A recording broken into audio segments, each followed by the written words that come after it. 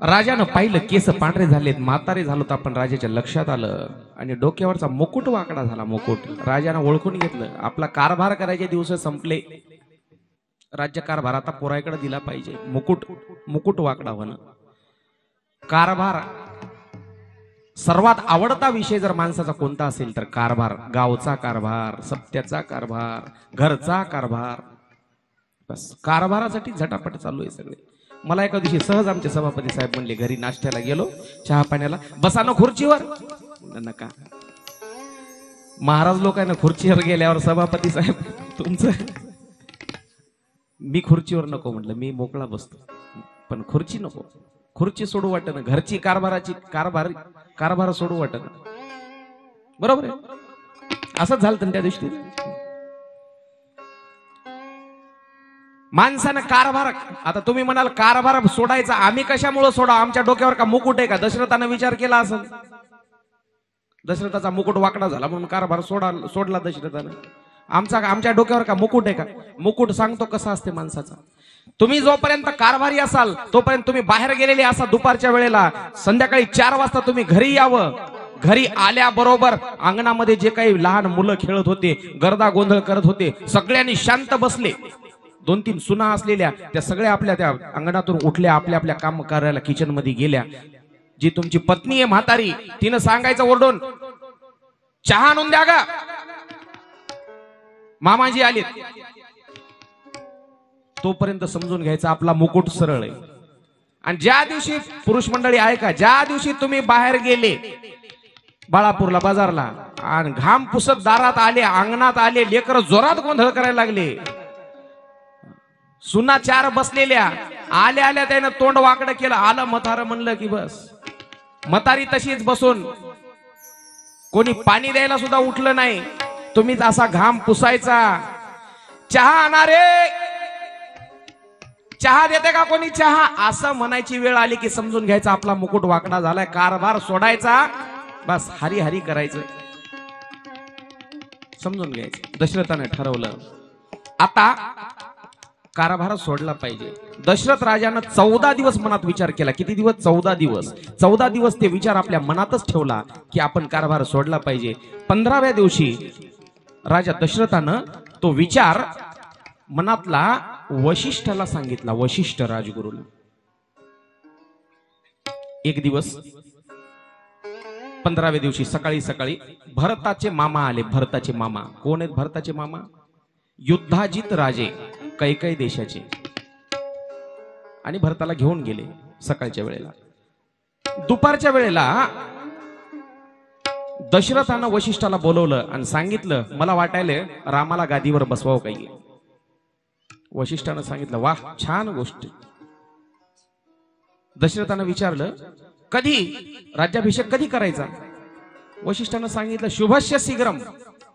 काय म्हणतो आपण त्याला, नेक काम में देरी कैसी, चांगल्या कामाला उशीर कशाला. कल करेसो आज कर, आज करेसो अब.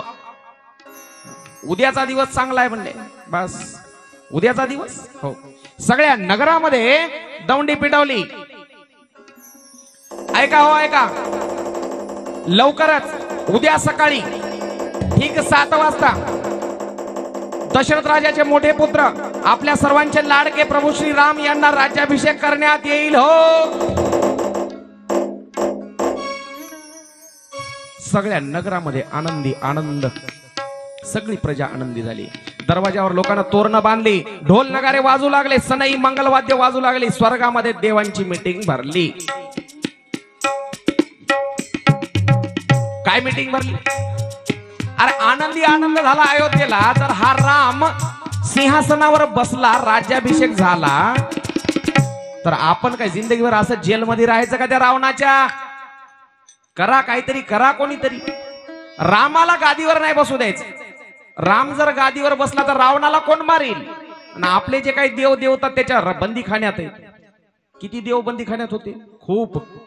वायुदेव झाडून काढायला, वरुण देव पाणी सडा टाकायला, कोणता देव गाढ वळायला तर कोणता म्हशी वळायला. देव बंदीखान्यात. काय काहीतरी करा. सगळ्या राज्यामध्ये आनंदी आनंद आहे. सरस्वती मातेकडे काम दिलं, काहीतरी करा. सरस्वती म्हणे ठीक आहे, काय करावं, कोणाच्या तरी बुद्धीमध्ये बदल करा. कोणाच्या बुद्धीत बदल करावं? अयोध्येमध्ये जे कोणी जन्मलेलं आहे त्याच्या बुद्धीमध्ये बदल करणं शक्यच नव्हतं. मग अयोध्येमध्ये कोण जन्मलेलं नाही? ती म्हणे आहे, एक बाई आहे म्हातारी, तिचं नाव मंथरा. ती अयोध्येमध्ये जन्मलेली नव्हती. मंथरा ती कुठे जन्मलेली होती? काही देशामध्ये. इथं कस काय आली? काही संघ लग्नामध्ये आंदण आली होती. काय म्हणतात तुमच्याकडे? सप्रेम भेट आलेली होती. कूलर, कपाट, फ्रीज, तसं काही संघ ती काही देशातून आलेली होती. करवली म्हणून आली आणि इथंच राहिली. कैकेयीच्या मनामध्ये काहीतरी बुद्धीमध्ये बदल केला पाहिजे. सरस्वतीने एक विकल्प तयार केला. तो विकल्प हिवराच्या झाडावर जाऊन बसला. हिवराच्या झाडावर. आजही शहाणे लोक हिवराच्या सावलीमध्ये बसत नाहीत. माऊलींनी ज्ञानेश्वरीमध्ये सुंदर वर्णन केलेलं आहे. हिवराची सावली सज्जने जैसी वाळेली. आता तितकं खोलात जायला आपल्याला वेळ नाही, फार आपली कथा. हिवराच्या झाडावर तो विकल्प येऊन बसला. मंथरा फुलं आणायला म्हणा गेली होती.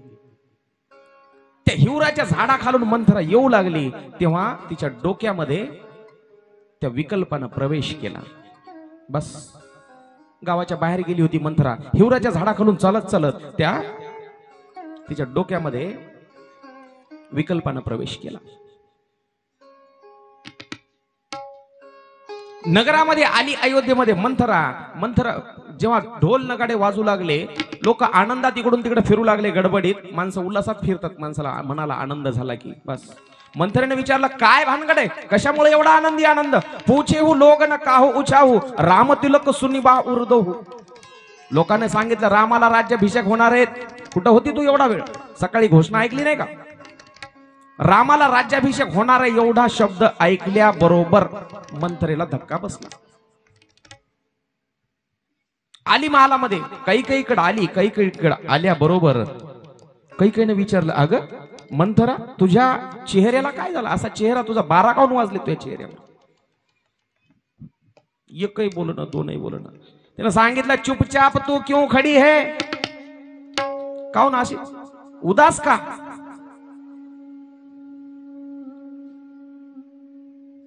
मंथरा काहीच बोलणं, नुसती चेहऱ्याकडे पाहिली कैकेयीच्या. आता वाटलं कैकेयीला काहीतरी झालं असेल. का ग कैकेयी, माझा राम तर ठीक आहे ना? रामावर खूप जीव बर का कैकेयीचा. आता तुम्ही म्हणाल रामावर जीव होता तर वनवासाला का धाडलं? खूप मोठी कहाणी आहे कैकेयी. थोडक्यात सांगतो. लहानपणी कैकेयी आपल्या माहेरात असताना तिच्या घरी एक साधू आला. साधू सकाळची वेळ 4 वाजताची. उठला साधू आणि बसला काकडा भजन करायच्या टायमाला समाधी लावून शांत. कैकेयीला वाटलं पाहू हे मथार किती वेळ बसते. 10 मिनिटं झाले, 5 मिनिटं झाले, 15 मिनिटं झाले, 20 मिनिटं झाले, शांत बसून.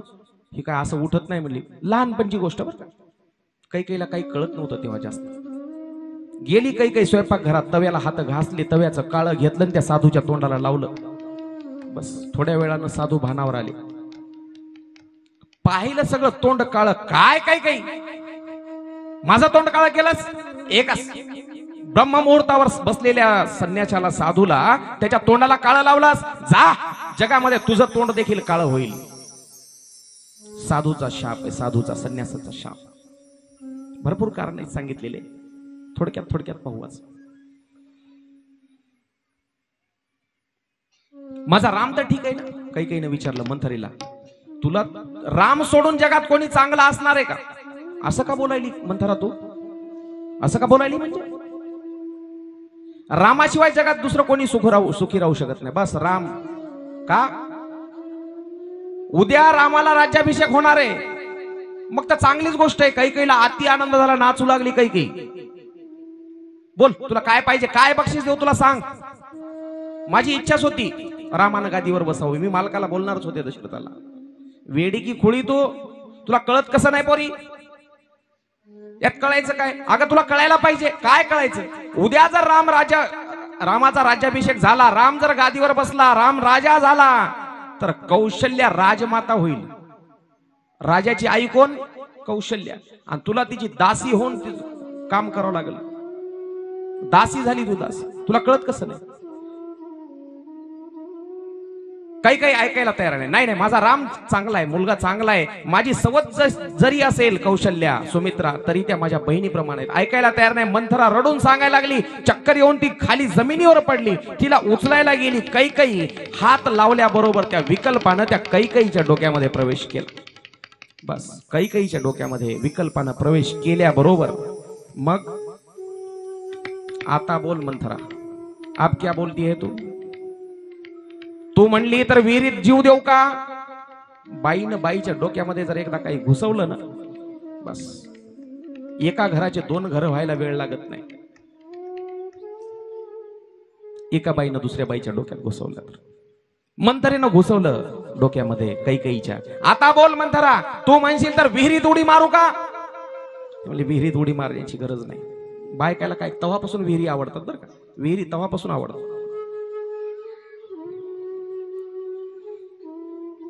मंथरेने सांगितलं विहिरीत उडी मारायची गरज नाही. मग काय करू? अगं तुझ्याकडे 2 वर माहित आहेत, तू 2 वर मागितलेले होते ते शिल्लक आहेत. एका वरानं भरताला गादी मागून घे, भरताला गादी मागून घे, भरताला राज्य मागून घे. आणि दुसऱ्या वरानं काय करू? दुसऱ्या वरानं 14 वर्षाचा वनवास रामाला मागून घे. ठीक आहे, मागते. अगं मागते सोपं नाही वाटतं तितकं. देईल का राजा दशरथ? देईल. एक लक्षात ठेव, जोपर्यंत दशरथ रामाची शपथ घालीत नाही ना तोपर्यंत काही बोलू नको. रामाची शपथ घालेपर्यंत.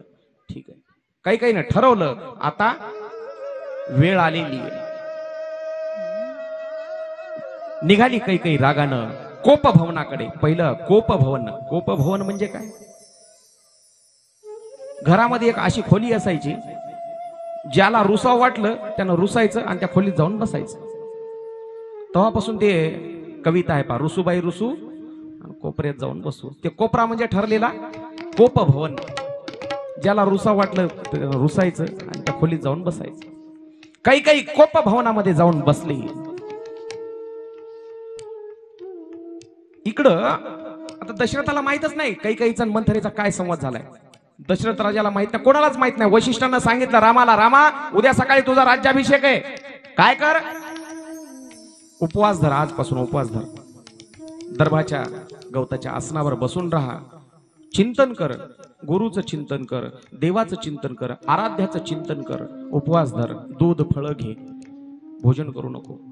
राम तपाला बसलेत. समजा उद्या राज्याभिषेक, जबाबदारी सांभाळायची म्हणजे सोपं नाही ना राज्याची. आता दशरथाला वाटलं उद्या सकाळी राज्याभिषेक होणार आहे, कैकईला जाऊन सांगावं आनंदाची बातमी. सगळ्यात आवडती राणी जर कोणती असेल राजा दशरथाची तर ती कैकई. आपण पाहिलं मग कैकईला आनंदाची बातमी सांगण्यासाठी राजा दशरथ कैकईकडे गेले. कैकईकडे गेले तिच्या महालामध्ये गेली की तिची दासी सगळ्यात आधी पुढे तयार. कोण दासी? मंथरा. विचारलं मंथरा, जी महाराज कैकई राणी कहाँ है? कोपभवनात. कोपभवनात शब्द ऐकल्या बरोबर दशरथाला धक्का बसला. का? एवढ्या आनंदाच्या क्षणी जर कैकई कोपभवनात आहे तर काहीतरी विचित्र घटना घडणार आहे. राजा दशरथाला कळून चुकलं. कोपभवनात राजा गेला आणि तिथं पाहिलं कोपभवनात कैकई केस मोकळे सोडून मलिन खराब मळालेले वस्त्र, मळालेले कपडे, अलंकार सगळे काढून टाकलेले पडून जमिनीवर. कोपभवन शब्द ऐकल्याबरोबर राजा दशरथाला, कोपभवन सुनी सुकुचे राव, भय बस अगहुड परई न पाव, सुरपती बसई बाहबल जाके, नरपती सकल डरही रुकताके. धक्का बसला राजा दशरथाला. पाय उचलत नव्हते कोपभवनाकडे जाताना. विस्कटलेल्या केसानं राणी जमिनीवर पडू नये. कैकई मळालेले वस्त्र अंगावर आहेत. गेल्याबरोबर राजा दशरथानं प्रेमानं हाक मारली, कैकई निकल जाओ यहां से. क्या हुआ कैकई? बात मत करो मुझसे. काय झालं कैकई? मला बोलू नका म्हटलं ना. अगं झालं तर काय ते तरी सांग, निघून जा इथून. बायकोला राग यावा आणि तिला मनवावं. काय झालं कैकई सांग तरी. मला बोलू नका म्हटलं, निघून जा. अगं गजगामिनी असं का बोलतेस? मला बोलायचंच नाही तुम्ही आजपासून. अगं सुमुखे, अगं सुलोचनी, पिकबचनी, नवऱ्यानं बायकोला म्हणायचे, लाडानं म्हणायचे शब्द आहे, लाडानं म्हणायचे. त्याला काय आठ असतील ना? बायकोला नवऱ्यानं म्हणावं, अगं गजगामिनी, सुमुखे. आपण म्हणत नाही काय काय आजकाल नवीन नवीन शब्द आले तो, मला काय ते आठवत नाही. नवीन नवीन शब्द आले, पिल्लू, बरोबर आहे. अजून काय काय ते नवीनच काय काय शब्द आले. बायकोला नवऱ्यानं असे शब्द म्हणायला हरकत नाही, पण त्याच्यासाठी कधी काळ वेळ आहे की नाही. तरुणपण असावं, एकांत असावा. चार माणसामध्ये असं बोलायचंय का? वयाची देखील अट आहे. म्हातारपणी राजा दशरथाचं वय काय? 80 वर्षाचे झालेत राजा दशरथ. आणि आता 80 वर्षाचे तर झाले. 4 पोरं आहेत, 4 आणि 4 सुना आहेत. 4 सुना असलेला घरामध्ये एखाद्या म्हातारा आपल्या म्हातारीला असं हानवटीला धरू म्हणायले, अगं सुमुखे, अगं गजगामिनी. लाज वाटायला पाहिजे का नाही? 4 सुनाचा सासरा, वय 80-85 वर्ष राजा दशरथाचं. ऐकायला तयार नाही. काही निघून जा इथून, सांगितलं ना तुम्हाला. अगं काय सांग तरी, तुला रामाची शपथ आहे. काही अशी आनंदाच्या वेळी आनंदावर विरजन घालू नको. रामाची शपथ आहे, तुला सांग काय पाहिजे. रामाची शपथ घातल्याबरोबर काही उठून बसली. एवढा वेळ झोपलेली होती, काही उठून बसली. मंथरेनं सांगितलं होतं गुरुनं, रामाची शपथ घालेपर्यंत काय बोल नको बरं का. राम सगळ्यात प्रिय दशरथाला. रामाची शपथ घातल्याबरोबर काही उठून बसली आणि मग म्हणायला लागली, मला तुम्ही जे 2 वचन दिले होते की नाही, ते वचन मला आज पूर्ण करा. ते म्हणे ठीक आहे, मागाल ते द्याल ना? हो देईल, नक्की द्याल. मला खरं नाही वाटत. बायको लढायला आल्यावर पहा बरं, मग सक्रातीला साडी घेता की? हो नक्की. शालू? हो शालू. 2500 नाही 3000. मला खरं वाटत नाही. शपथ? तुही शपथ? कसं? आता ते सोनार मामा आहे, त्याला सगळंच माहित असते. तिथं एक नाही, त्याच्याकडे 10 गिराईक दररोजचे त्याच नमुन्याचे येतात. मला खरं वाटत नाही तुम्ही मला द्याल, मागाल ते म्हणून. दशरथानं सांगितलं, खोटं बोलणाऱ्या कुळातला नाही मी. रघुकुल रीती सदा चली आई, प्राण जाए परिबचन जाए. श्री राम जय राम जय जय राम, श्री राम जय राम जय जय राम.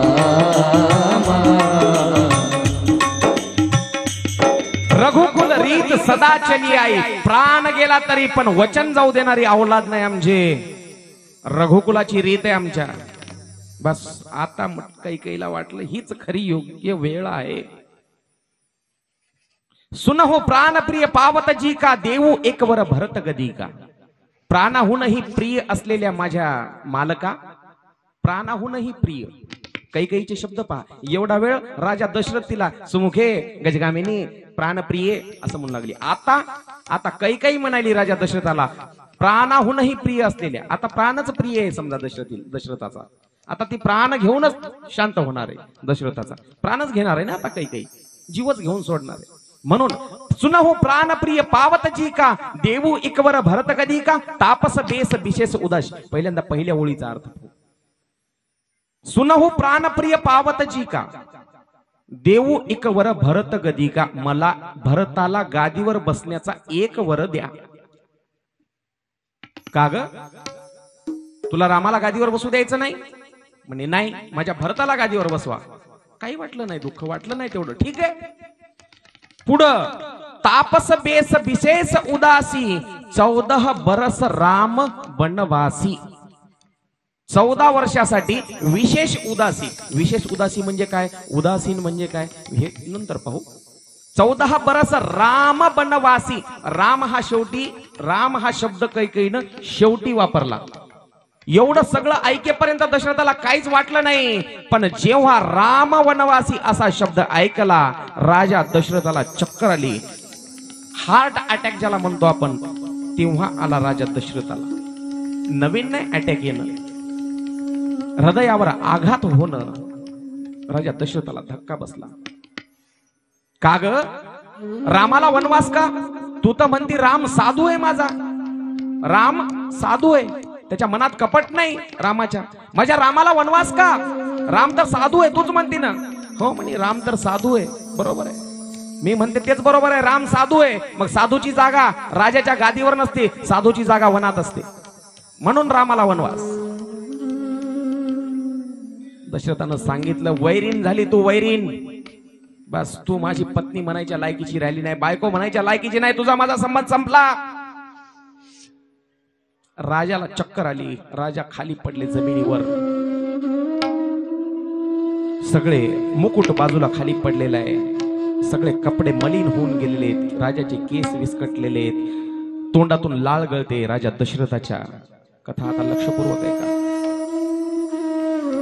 रात्रभर राजा रडत आहेत, तिथंच पडून आहेत, बेशुद्ध अवस्थेमध्ये मूर्छा येऊन राजा जमिनीवर पडलेला आहे. राजा दशरथ, अयोध्येचा मालक, बायकोच्या हट्टापायी. कैकेयी देखील तिथंच आहे. सकाळी सुमंत प्रधान कौशल्याच्या महालात गेले. सुमंताला वाटलं महाराज इथंच असतील कौशल्याच्या महालात. महाराज कुठे आहेत? कौशल्य म्हणले काय माहित नाही, रात्रीपासून काही दिसले नाही. असतील कैकेयीकडे असतील. कैकेयीच्या महालात गेले. कैकेयीच्या महालात गेले तेव्हा समजलं कैकेयी आणि दशरथजी कोपभवनात आहेत. कोपभवनात सुमंताला धक्का बसला. सुमंताला धक्का बसला. सुमंत कोपभवनात गेले. कोपभवनात गेल्यावर कैकेयीनं सांगितलं, सुमंतजी रामाला बोलून आणा. सुमंत आता प्रधान म्हणजे नोकर माणूस रामाकडे गेले. रामाकडे गेल्यावर सुमंताला रामानं विचारलं, काय झालं? सुमंतानं सांगितलं, तुम्हाला कैकेयी आई साहेबांना बोलवले. कैकेयी आई साहेबांना? कस काय? काय झालं? मला तर वशिष्ठांना गुरुजींना सांगितले, मी सांगितल्याशिवाय इथून उठू नको. बाबा तर ठीक आहेत ना? दशरथजी कसे? सांगितलं, दशरथजी जमिनीवर पडून आहेत, केस विस्कटलेले, तोंडातून लाळ गळतेत, बेशुद्ध आहेत. रामाला वाटलं काहीतरी विचित्र घटना घडलेली आहे. रामजी उठून तिथून कैकेयीच्या महालाकडे कोपभवनात आलेले. कैकेयीला विचारलं, क्या हुआ मेरे पिताजी को? कैकेयीनं सांगितलं, अरे माझे 2 मागण्या, 2 वर माझे शिल्लक होते, ते 2 वर मागितले, तुझ्या बापाला चक्कर आली, खाली पडले, बेशुद्ध झाले. तेव्हापासून रामानं हात जोडले कैकेयी आई साहेबा पुढे. आई मला नेमकं काय झालं सांग. काहीच नाही, मी एका वरानं मागितलं की भरताला गादीवर बसवा. मी तयार आहे, ठीक आहे, चांगली गोष्ट आहे. दुसरा वर मागितला रामाला 14 वर्ष वनवास. बस रामानं हात जोडले कैकेयी पुढं. जननी तू जननी भाई. बस आई, आज खऱ्या अर्थानं तू माझी आई ठरलीस का? मला जर आई माझी कोण असेल, मला जर जन्म कोण दिला असेल, तरी ती खरी आई कोण? कौशल्या. रामाचा जन्म कौशल्येपासून आणि रामायणाचा जन्म कोणापासून? कैकेयीपासून. खरं रामायण कोणामुळे घडलं? कैकेयीमुळे. म्हणून तुलसीदासांचे शब्द पहा, जननी तू जननी भाई. आई, तू आज खऱ्या अर्थानं आई ठरलीस. माझी आई जरी कौशल्य असली तरी रामायणाची आई तू आहेस. रामायण तुझ्यापासून जन्माला आलं, तुझ्यामुळं रामायण घडलं.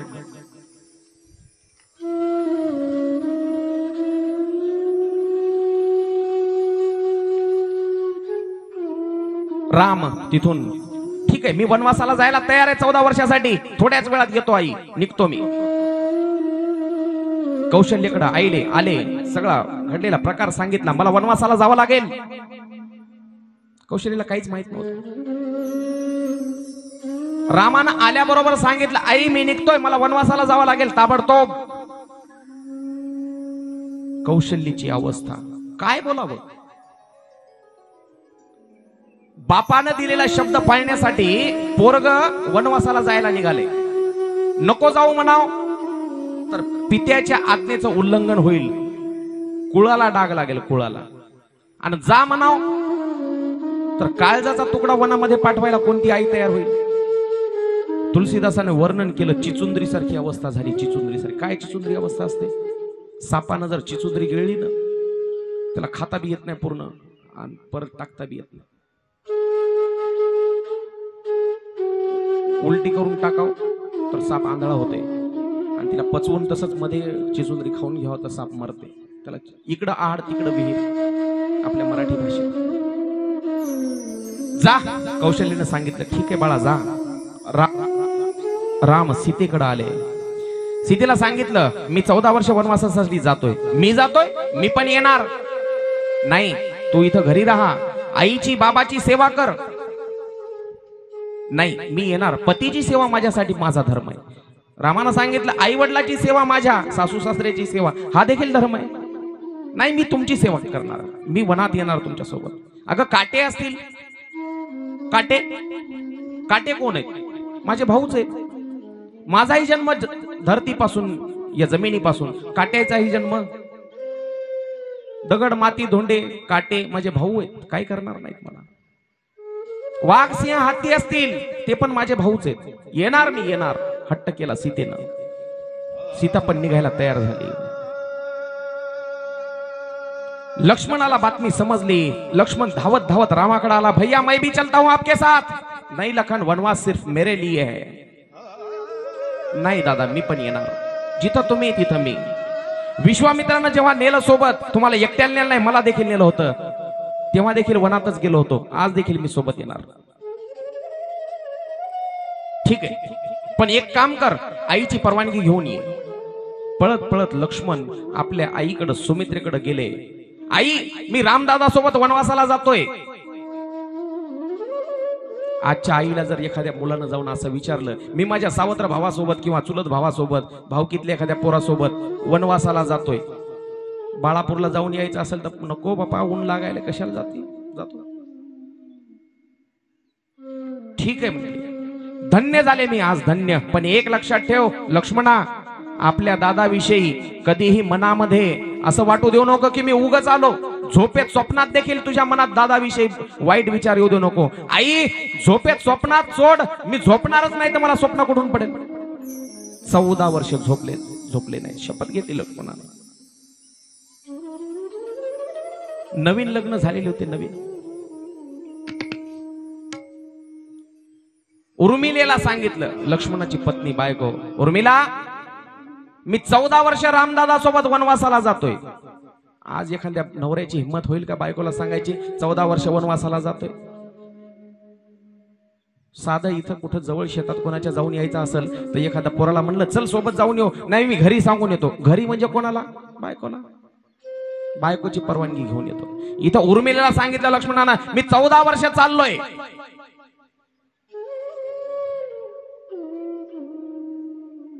उर्मिलेनं सांगितलं ठीक आहे जा, माझ्या बहिणीची काळजी घ्या, म्हणजे सीतेची काळजी घ्या. सगळी प्रजा आनंदात होती. दिवे लावलेले होते, रांगोळ्या काढलेल्या होत्या, तोरणं बांधलेली होती. प्रजेला जेव्हा कळालं, तोरणं तोडली, दिवे विझवले, रांगोळ्या मिटवल्या. राम, लक्ष्मण आणि सीता कैकेयीच्या महालामध्ये, कोपभवनामध्ये कैकेयीच्या समोर आलेले. दशरथजीला शुद्ध आले, दशरथ शुद्धीवर आले. कैकेयी अशी आसनावर एका सिंहासनावर बसली. राम समोर आले. आई मला आज्ञा दे. कैकेयीला म्हटलं जातोय मी वनाला. जातोय वनाला. जातोस राजाचे कपडे घेऊन जातो का? अंगावरचे ते कपडे काढ. चल साधे वस्त्र नेस. निष्ठुर झाली कैकेयी, निष्ठुर. साधे वस्त्र रामाला नेसवायला लावले. लक्ष्मण आले. मी सुद्धा जातोय रामदादा सोबत. मग तू सुद्धा हे भारीचे कपडे काढ, दागिने काढ पूर्ण अंगावरचे. कैकेयीने सांगितलं. साधे वल्कल सांगितले. वल्कल, वल्कल म्हणजे झाडाच्या सालीपासून बनवलेले कपडे. झाडाच्या सालीपासून. भारीचे वस्त्र काढले, अलंकार काढले, रामाचे, लक्ष्मणाचे, आणि नंतर मग सीता पाया पडण्यासाठी आली कैकेयीच्या. आई साहेब, मी सुद्धा जाते मालकासोबत वनाला. तू सुद्धा जातेस? मग तू सुद्धा ही भारीची साडी, अंगावरचे सर्व दागिने काढ. सीतामाई दागिने काढते तेवढ्यामध्ये वशिष्ठाचं आगमन झालं. वशिष्ठ राजगुरू. वशिष्ठानं सीतामाईला पाहिलं दागिने काढताना. खबरदार कैकेयी, कालपासून नाटक पाहतो तुझा.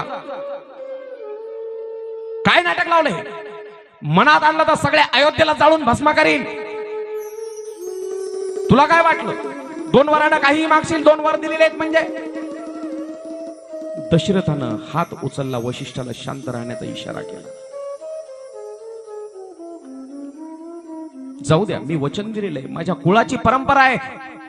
रघुकुल रीत सदा चली आई, प्राण जाई पर वचन जाई. मी तिला वचन दिलेलं आहे, जाऊ द्या. सुमंताला बोलवलं. सुमंतजी इकडे या. दशरथानं सांगितलं, सुमंतजी काय करा, राम लक्ष्मण सीतेला रथात बसवा, 2 दिवस तिकडे फिरवा, रथात बसवून अरण्यामध्ये नेऊन आणा. तोपर्यंत कैकेयी शांत होईल आणि राम देखील शांत होतील. नंतर 2 दिवस फिरवून घेऊन या लेकरायला, जा. कैकेयीनं सांगितलं तसे नाटक जमणार नाहीत. वनवास म्हणजे वनवास, 14 वर्ष. दशरथांना विनंती केली, नको कैकेयी, नको, पाठवू नको वनाला माझ्या राम. धाडू नको वनी राम कैकेयी, धाडू नको वनी राम, धाडू नको वनी राम कैकेयी, धाडू नको वनी राम, धाडू नको वनी राम कैकेयी, धाडू नको वनी राम, धाडू नको वनी राम कैकेयी, धाडू नको वनी राम.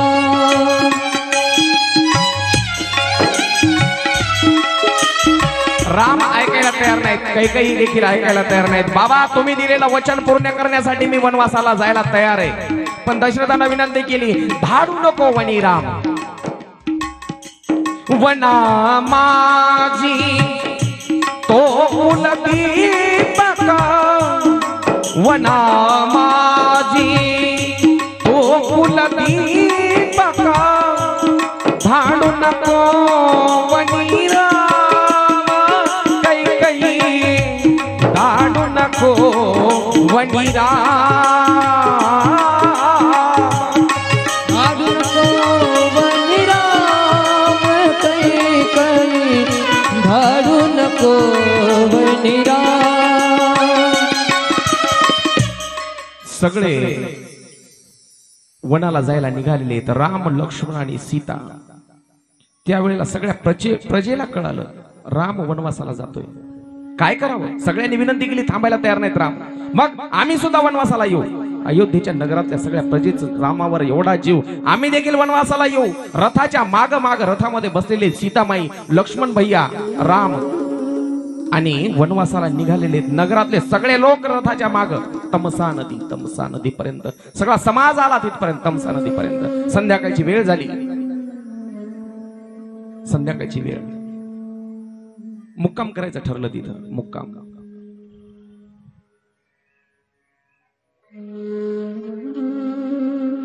रथाच्या एका बाजूला राम आणि सीता झोपलेले आहेत. थोड्या अंतरावर लक्ष्मण भैया झोपलेले आहेत. बाजूला सुमंत प्रधान झोपलेले आहेत. सगळी प्रजा जिथे जागा मिळेल तिथे सगळे नगरातले लोक त्या तमसा नदीच्या काठावर झोपलेले आहेत. मध्यरात्रीच्या सुमाराला लक्ष्मणजी रडायला लागले. लक्ष्मण रडतोय. लक्ष्मणाच्या रडण्याच्या आवाजानं सीतामाईला जाग आली. सीतामाई उठली. सीतेनं लगेच आपल्या मालकाला रामाला उठवलं. मालक उठा, लक्ष्मण भैया का रडतायत पहा बरं. राम आणि लक्ष्मण, प्रजेचं प्रेम पाहून लक्ष्मणाला रडणं आलेलं. नगरातले लोक आपल्यासाठी इथपर्यंत आले. आता यांना उद्या काय उत्तर द्यावं? चला म्हणले तर काय बोलावं? तिघांनी ठरवलं, सीतामाई, लक्ष्मण आणि रामानं ठरवलं, आपण आताच रात्रीलाच निघून जाऊ. बस रात्रीलाच तिघ जण त्या सगळ्या प्रजेला तिथंच सोडून निघून गेले. सकाळी उठल्यावर सगळ्याचा प्रकार लक्षात आला, सगळ्या लोकांच्या. काय झालं? राम, लक्ष्मण, सीता आणि मध्यरात्रीच आपल्याला रात्रीच्याच वेळेला सोडून निघून गेले. असे 1 दिवस झाले, 2 दिवस झाले, 3 दिवस झाले, 4 दिवस झाले, 5 दिवस झाले. 6व्या दिवशी 6 दिवस झाले तिथंच आहेत लोक, रामाला शोधतायत जवळपास. 6 दिवसानंतर सुमंताने ठरवलं, आता आपण नगरात परत गेलं पाहिजे. दशरथ, कौशल्या वाट पाहत असतील, त्यांना उत्तर दिलं पाहिजे. सुमंत प्रधान निघालेले, आपला रथ घेतला त्यांनी आणि रथ घेऊन नगरात आले. काय उत्तर द्यावं? दिवसा जावं तर लोक विचारतील, कुठे आहेत राम, कुठे आहे लक्ष्मण? काय उत्तर द्यावं? अंधार झाल्यावर जाऊ, विचार केला. रात्र झाल्यावर, अंधार पडल्यावर सुमंत प्रधानाचा रथ राजवाड्याच्या जवळ आला. राजवाड्याच्या जवळ आल्यावर कोणीतरी सांगितलं, सुमंतजी आलेले आहेत, सुमंतजी आलेले आहेत. अशी हाक ऐकल्याबरोबर कौशल्या आपल्या महलातून धावत आली. आईचं हृदय, मुलगा आलेला आहे असं वाटलं आणि ती पळत आली. पळत आल्याबरोबर रथाचे जे घोडे आहेत त्या घोड्यांनी मान हलवायला सुरुवात केली. घोड्याची मान कशी हलते? नेहमी असं मान हलवते, पण अशा माना करून घोडे मान हलवायला लागले. नाही आई, आम्ही नाही हलवू शकलो. घोडे खूप होत्या, 2 घोड्यावर रामाचा जीव. राम जेव्हा लहान होते, जन्मले, तेव्हापासून त्याच घोड्यावर बसायचे. जेव्हा राम नवरदेव झाले तेव्हा देखील त्याच घोड्यावर बसून अयोध्येमध्ये आले होते. आज त्याच घोड्याच्या रथामध्ये मी वनवासाला नेऊन सोडला. आई, परत नाही आणू शकलो. कौशल्याला सांगायला लागले ते घोडे. सुमंत हात जोडले सुमंतानं कौशल्या माई पुढे. नाही आई, मी आणू नाही शकलो. मग काय उत्तर देऊ आता दशरथजीला? दशरथजीकडं जाण्यासाठी सुमंत आज त्या दिवसापासून, ज्या दिवसापासून राम वनवासाला गेलेत त्या दिवसापासून दशरथजी एकाच ठिकाणी पडू नये, त्या कोप भवनामध्ये. अवस्था पाहिली. वशिष्ठानं सांगितलं सुमंताला, आताच काही सांगू नका, आताच काही सांगू नका. मग कधी सांगावं? आता जर सांगितलं तर दशरथाची, राजाची प्रकृती अजून बिघडण्याची शक्यता आहे. सुमंताला सांगितलं. हात जोडून सुमंत उभे आहेत. खोटं नाही बोलणार मालक, मी अयोध्येचा रहिवासी आहे.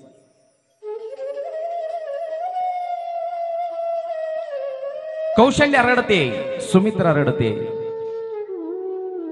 अरे माझ्या श्रीरामा, मनमोहना मेघश्यामा, विवळ सांडोनी आम्हा वना दुर्गमा काजाशी, बाळ माझा केविलवाणी, कुठे पिशील बाळा पाणी, कसा कोपला कैवल्यवाणी, परतून ये रे श्रीरामा. कौशल्या सुमंताला काहीच बोलत नाहीये. कोणीच एकमेकाला भयान शांतता आहे. दशरथ शुद्धीवर आले. सुमंताला पाहिल्याबरोबर दशरथानं मान उचलली. सुमंता, आलास? कुठे माझा राम, कुठे माझा लक्ष्मण, कुठे माझी सुनबाई सीता? सुमंतानं नकारार्थी मान हलवली. अरे असा उभा का? बोल.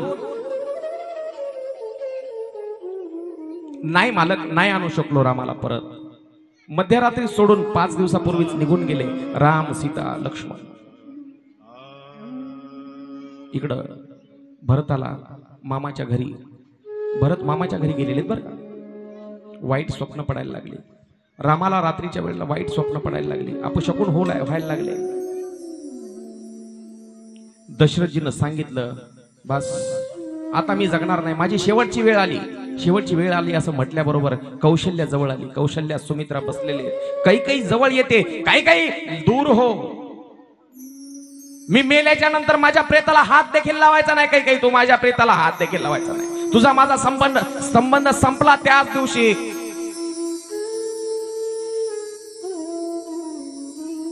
कौशल्याला सांगितलं, मी मेल्यावर हिला जवळ देखील येऊ द्यायचं नाही. काहीला माझ्या प्रेताला देखील हात लावू द्यायचा नाही. माझ्या आत्म्याला शांती नाही मिळणार.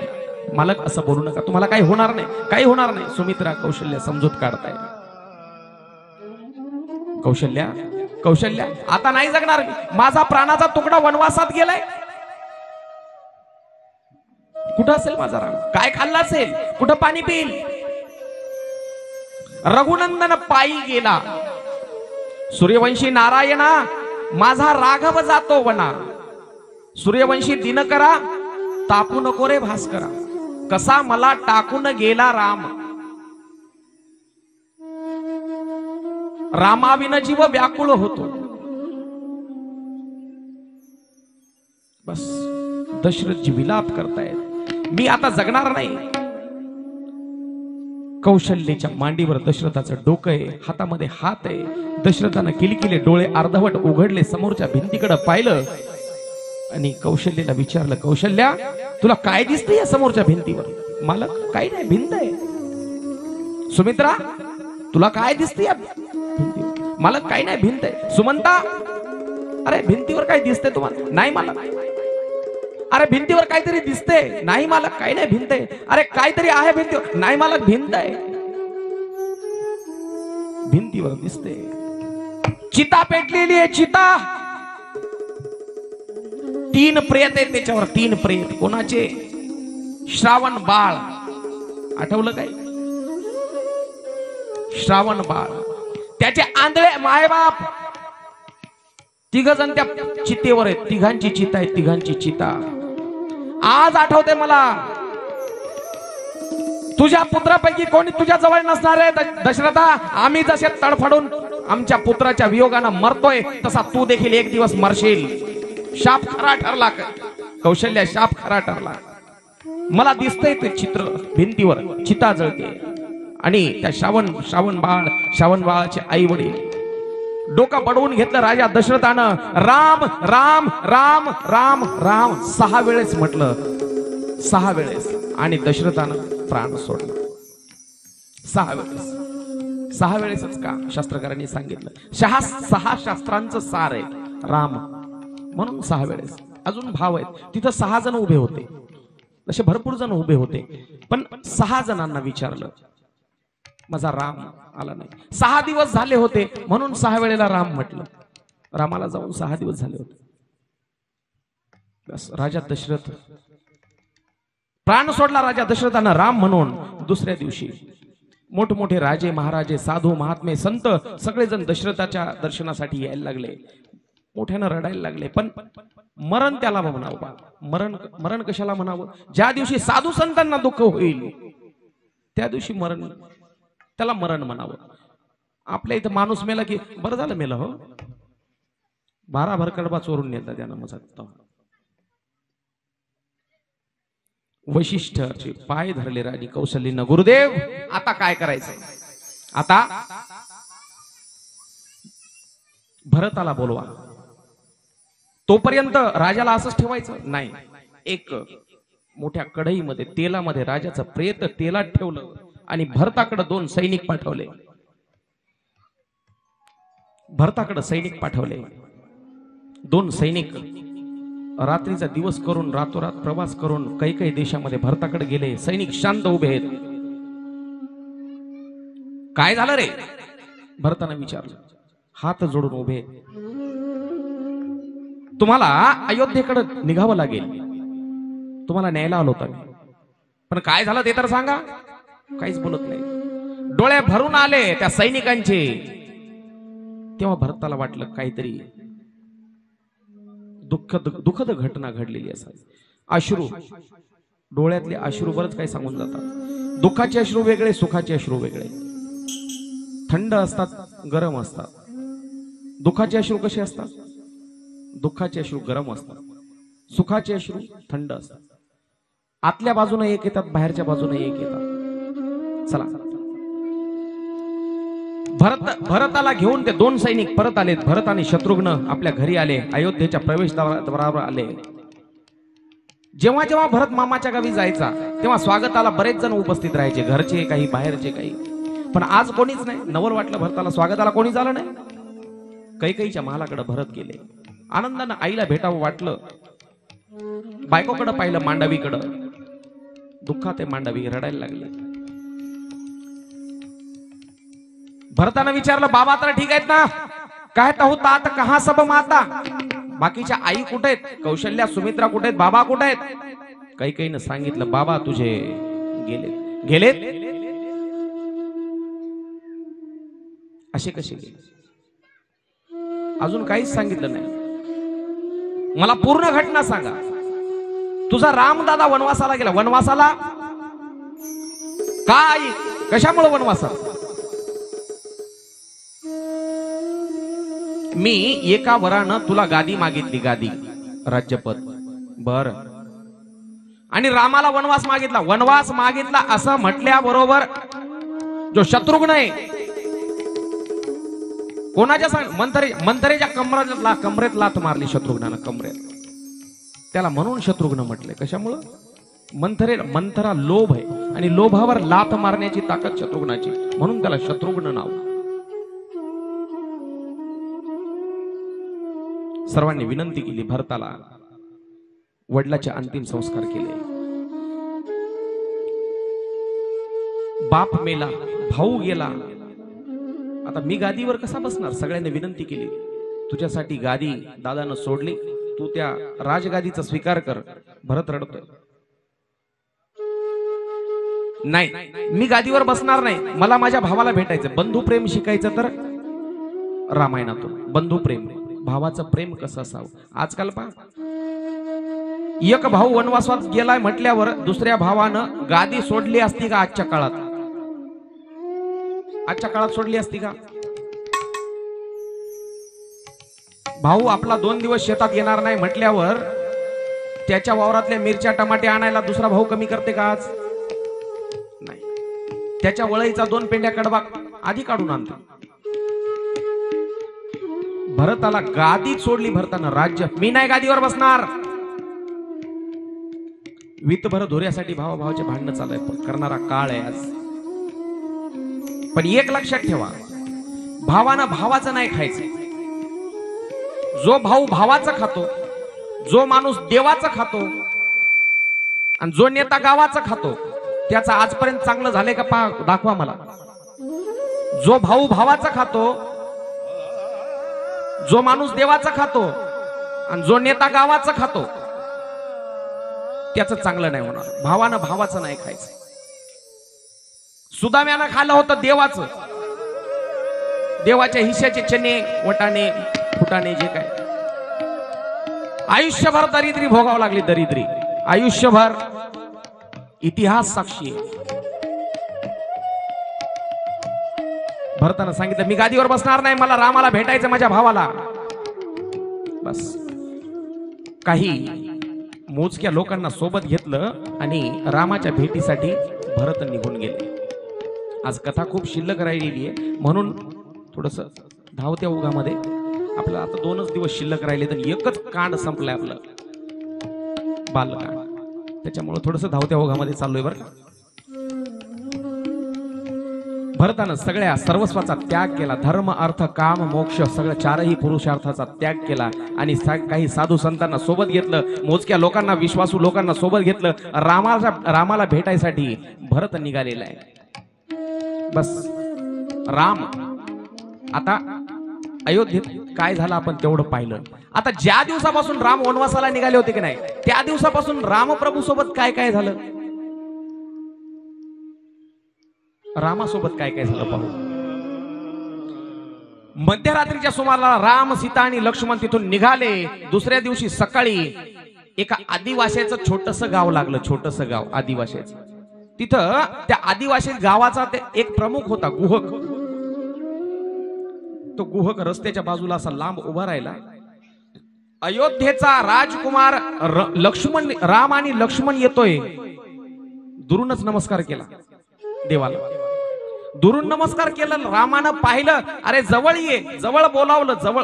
त्या गुहकाला वाटलं आपण आदिवासी आहे, भिल्ल आहे, राजाच्या समोर कसं जावं. आपण जर गावातून गेलं तर लोक आपला रस्ता झाडून काढायला लावतात. आपली योग्यता नाही देवाच्या जवळ जायची. लांबून नमस्कार केला, जवळ बोलावलं, आलिंगन दिलं देवाला.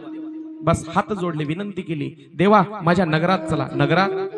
लक्ष्मण म्हणलं येडा की खुळा रे, 10 घराचं गाव दिसायलं तुझं आणि नगर म्हणतो त्याला. हात जोडले लक्ष्मणा पुढे त्या भिल्लानं, त्या गुहकानं.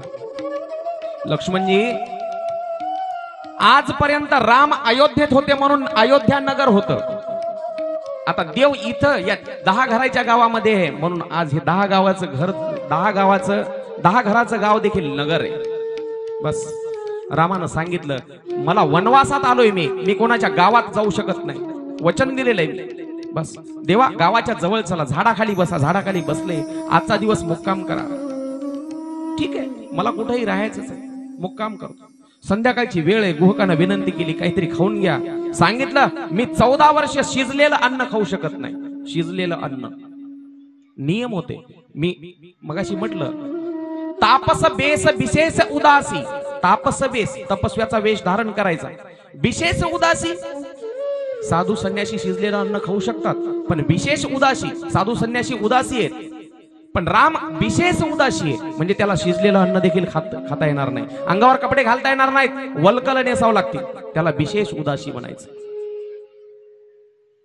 निदान देवा फळ तरी खा. नाही, मी काही खाणार नाही, माझी काहीच खायची इच्छा नाही. देवा काहीतरी खा, नाही तर इतिहास सांगेल की जगाचा बाप या भिल्लाच्या वस्तीत आला होता आणि उपाशी राहिला होता. डाग लागेल, कलंक लागेल माझ्या भिल्ल जातीला, आदिवासी जातीला. माझ्या हाताने काहीतरी खा आमच्या गावात. बस फळ खाल्ले प्रभू श्री रामचंद्र. दुसऱ्या दिवशी नदीच्या काठावर आहे.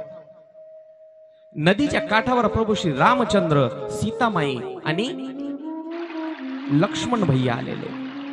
आता वनात जायचंय, नदी पार केल्याशिवाय पर्याय नाही.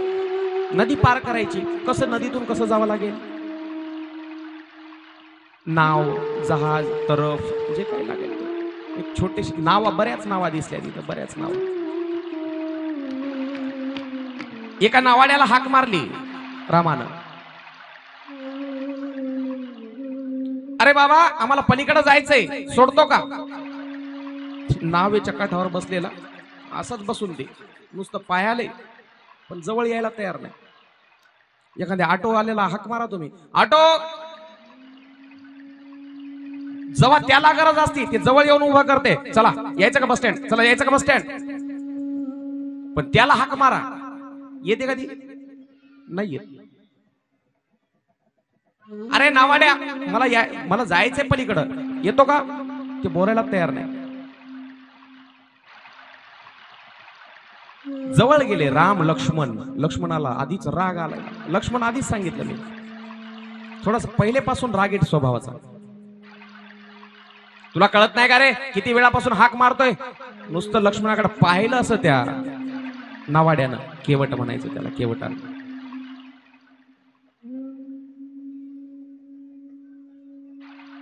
आम्हाला पलीकडे जायचंय, पलीकडे जायचंय, जा ना मग पलीकडे. त्या तिथून जरासं पाणी कमी आहे, तिथून जाऊ शकता तुम्ही, पण तरी बी थोडंसं खोलच आहे बरं का. पडले बिडले तर बुडून जासाल, पोहता येत नाही तुम्हाला. राजाचे पोरं आहेत तुम्ही, म्हणून तर तुझ्या नावेत बसायला आलोय, माझ्या नावेत. हो नेतो तुम्हाला, पण माझी एक आट आहे, आट. राजाचे पोरं आहेत आम्ही. लक्ष्मण काय राजाचे पोरं आहेत, आमच्या समोर आटी सांगतो का रे? महाराज कालपर्यंत राजे होते तुम्ही, आज वनवासात आहे. केवट हे कोण आहे? केवट लक्ष्मण कोण आहे हे पाहू आधी. शेष नागाचा अवतार लक्ष्मण. आणि जो हा केवट नावाडी आहे की नाही, हा पूर्वजन्मी एकदा कासव होता. कासव ह्या गोष्टी जास्त कोणी सांगणार नाही बरं का, थोडस ऐकून घ्या व्यवस्थित. कासव होता, कासव. आणि हे शेष नाग. आणि राम म्हणजे स्वतः नारायण भगवंत, विष्णू भगवंत. विष्णू भगवंत शेषाच्या गादीवर, सापाच्या गादीवर झोपून राहायचे. आणि या कासवाला का वाटायचं आपण जावं दर्शन घ्यावं देवाचं क्षीरसागरामध्ये. पण शेषाला घमंड, ते कासव जवळ आला की फुसकून करायचंय. एका दिवशी कासव जवळ आला, बस यानं फुसकून केलं, ते घाबरूनच मेलं. कासव मेलं. आता ते कासव नावाडी झाले, ते केवट झाले. आणि शेष स्वतः लक्ष्मण आहेत. केवटानं सांगितलं, रामानं विनवणी केली, बाबा आम्हाला पलीकडे घेऊन चल रे.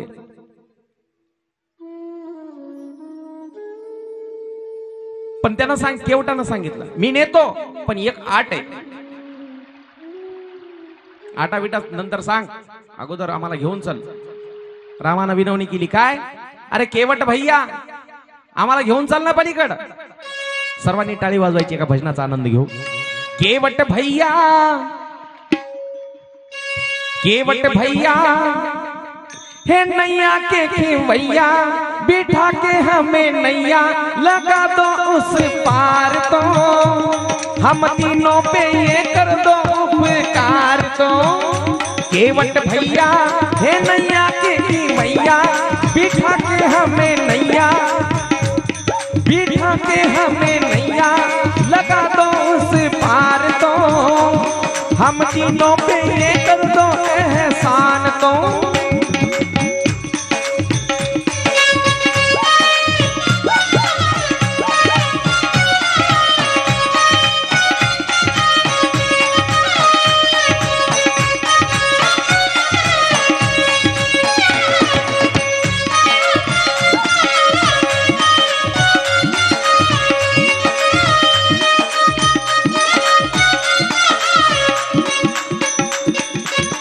अरे केवटा, आम्हाला पलीकडे नेऊन सोड. नेऊन सोडतो बा म्हणला. तुमच्याकडून 1 रुपया घेणार नाही. तुमची शपथ, तुमच्या बापाची शपथ, बापाची शपथ घालतोस मूर्खा. लक्ष्मणाला राग आला. बाण एका बाणात मारून टाके. बाण काढला. मारा मारा मारा, गरीबाला मारा मारा. नशिबाने तुमच्या हाताने मरायला मी. किती नशीब मो, देवाच्या समोर मरण यायले, देवाच्या भावाच्या हाताने मरण यायले, गंगेच्या काठावर मरण यायले. किती नशीबवान मी. लक्ष्मणानं विचार केला, महाग पडायला याला मारणं. परत भान भात्यात ठेवून दिला. रामानं सांगितलं, शांत होय, आधी ऐकून तर घे. काय म्हणणं आहे बाबा तुझं, सांग. म्हणणं काय नाही बाबा आपलं. मग अरे नेऊन सोड. तुमचे पाय मला धुऊ द्या. काऊन? मी ऐकलेले तुमच्या पायाचा स्पर्श झाला की दगडाची बाई होती. दगड तर कडक असते. माझी नाव कशाची, लाकडाची आहे. ही नरम आहे. हिची जर बाई झाली तर मग एक बाई आधीच बायको आधी घरी आहे. ही बाई झाली 2-2 बायका, जगू कुठून मालक? जर तुम्हाला पलीकडे जायचं ना, माझ्या हाताने पाय धुऊ द्या. पाय धुण्यासाठी केवटाचा हट्ट आहे. मी पैसे देखील घेणार नाही. मग रामानं सांगितलं, ठीक आहे, तयार आहे. धुला लो पाव राघव, जो अगर पार जाना है, पार करते हो सब जग को, नाव का तो बहाना है. बस तुम्हारे चरणों की धूली सुना है जादू करती है, जो छू जाए अगर पत्थर तो वो भी सुंदर नारी बनती है. जो पत्थर नारी बन जाए तो लकड़ी का क्या ठिकाना. धुला लो पाव राघव, अगर जो पार जाना है. बस सांगितलं, ठीक आहे, जा धु पाय. पाय धुवायला माझ्याजवळ भांड नाही म्हणला, काहीतरी मी घरून जाऊन घेऊन येतो. ए लवकर ये. पळत पळत चाललाय. अरे लवकर ये, आता येतो म्हटलं तर. घरी गेला. घरी गेल्यावर बायकोला सांगितलं, अगं चल चल. कुठं? 50 नावं उभे आहेत, 50. पण जगाच्या मालकानं माझ्या नावेचा नंबर लावला. माझ्या नावेत बसणार आहे प्रभू श्रीराम. चल लवकर, काहीतरी भांड घे. भांड? मालक घरात काहीच भांड नाही.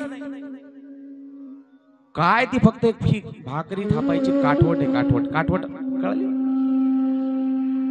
लाकडाची अशी गोल, त्याच्यात भाकरी थापायच्या. आता भाकरी गेल्या, काठवटाही गेल्या.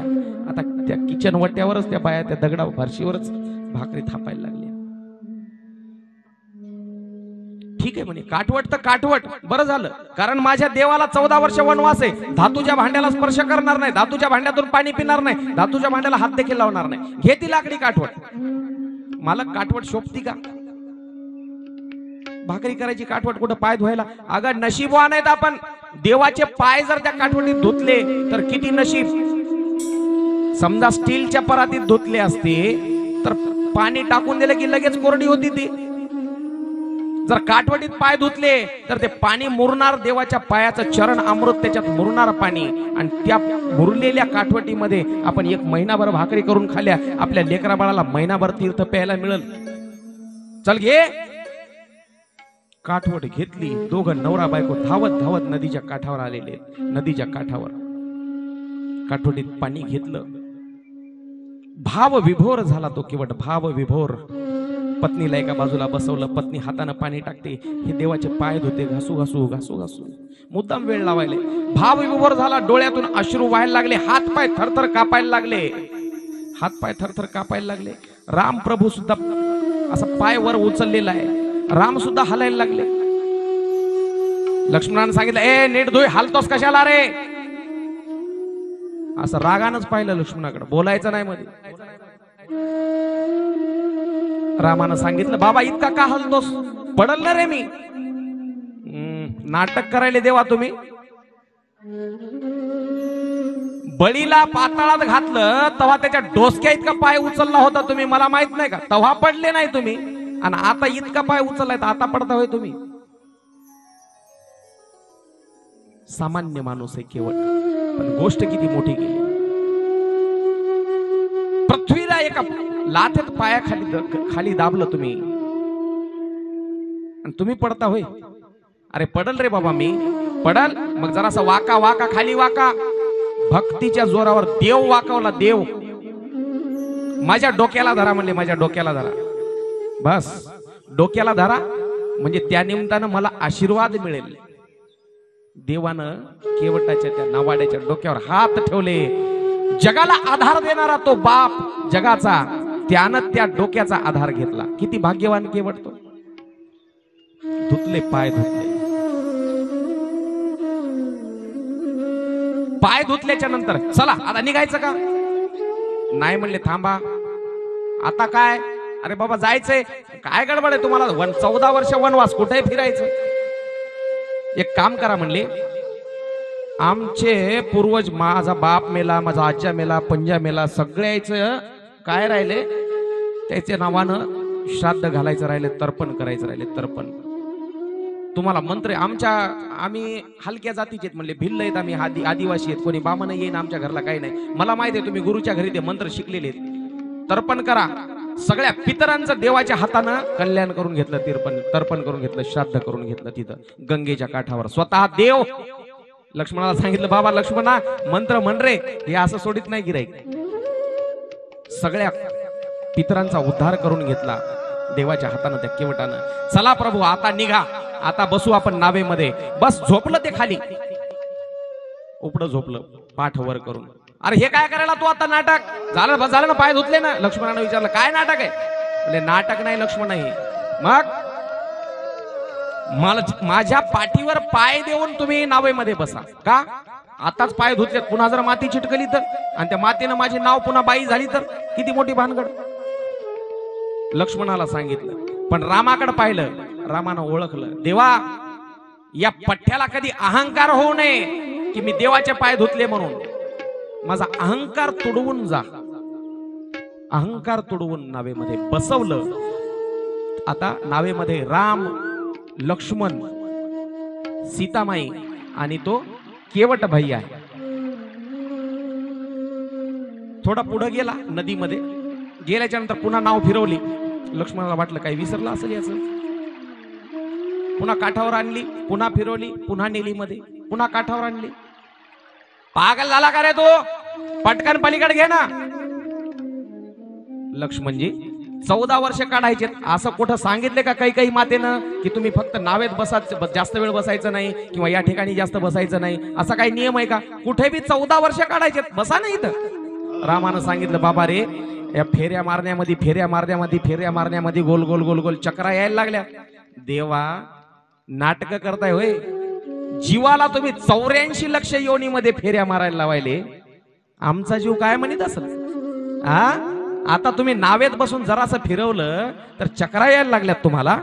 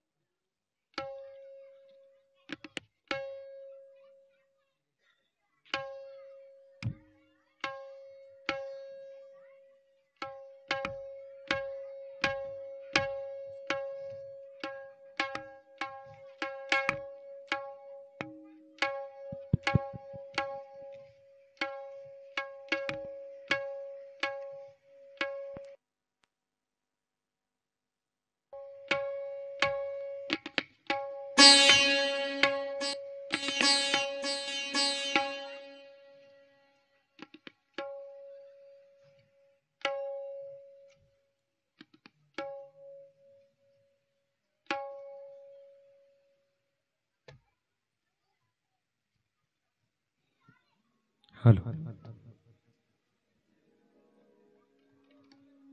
नावेमध्ये बसून प्रभू श्री राम, लक्ष्मण आणि सीताबाई तो नावाडी दमादमानं नाव चालवतोय. लक्ष्मणजी गडबड करतायत पण ऐकायला तयार नाही. रामानं सांगितलं बाबा गोल गोल गोल गोल फिरवू नको, चक्रा यायला लागल्या. केवटानं सांगितलं 84 लक्ष योनीमध्ये आम्हाला फिरवतो, आम्हाला चक्रा येत नसतील का? आ विनवली केली गंगामाईला. गंगामाय जरा आरामानं वाहाय, लय खळखळ पाणी वाहू नको. माझ्या नावेमध्ये राम लक्ष्मण आहेत, राम लक्ष्मण. गोड भाव आहे. मेरी नैया में लक्ष्मण राम, मेरी नैया में लक्ष्मण राम, रे गंगा मैया धीरे बहो. मेरी नैया में लक्ष्मण राम, गंगा मैया धीरे बहो. नैया में लक्ष्मण राम, गंगा मैया धीरे बहो. मेरी नैया में लक्ष्मण राम, गंगा मैया धीरे बहो. मेरी नैया में लक्ष्मण राम, मेरी नैया में लक्ष्मण राम, रे गंगा मैया धीरे बहो.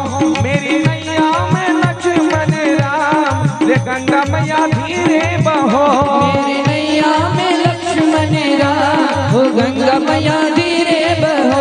मेरी नैया में लक्ष्मण राम, गंगा मैया धीरे बहो. बड़े भाग से ये दिन आया, चरण धोए चरणामृत पाया.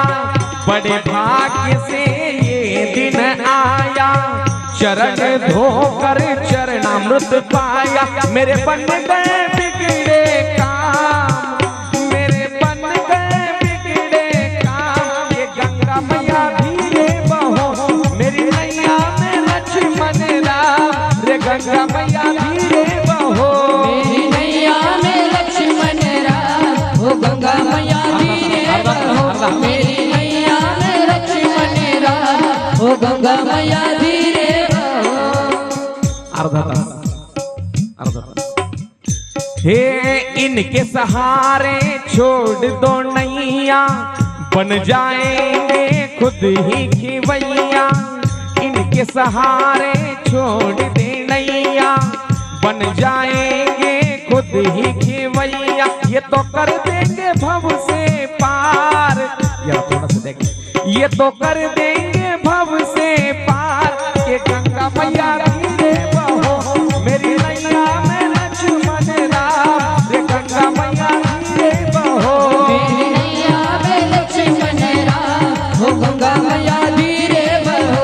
मेरी नैया में लक्ष्मण राम, गंगा मैया धीरे बहो. हे राम लखन सिया पार उतारे, सोच रहे जब गंगा किनारे.